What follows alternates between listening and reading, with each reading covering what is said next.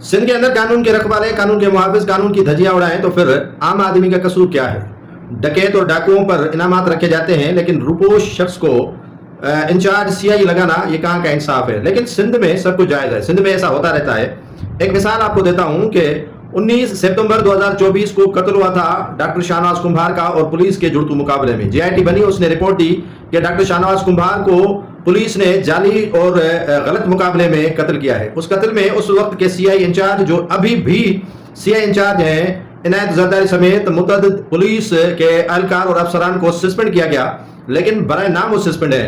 आज भी CI in charge जो मीरपुर खास है वो लगा हुआ है इनायत जरदारी। उनको किसकी पुष्पनाई है ये आप और दीगर जो हल्के अहबाब है अच्छी तरह जानते हैं। लेकिन इनायत जरदारी अनलीगल तौर अनऑथोराइज 302 के मुकदमे में नामजद है और रुपोश है, लेकिन उसी मुकदमे में नॉमिनेट होने के बावजूद भी सीआईए का अभी तक अनऑफिशियली तौर पर इंचार्ज लगा हुआ है इनायत जरदारी। है कोई कानून, है कोई कानून के रखवाले, कोई पूछने वाला कि एक निहत्थे डॉक्टर का कत्ल हुआ और आपको जो है वो अनऑफिशियली तौर पर आशीर्वाद जो बड़े लोगों का होता है वो उनके सर पर है और इंचार्ज सीआईए अभी तक बना हुआ है।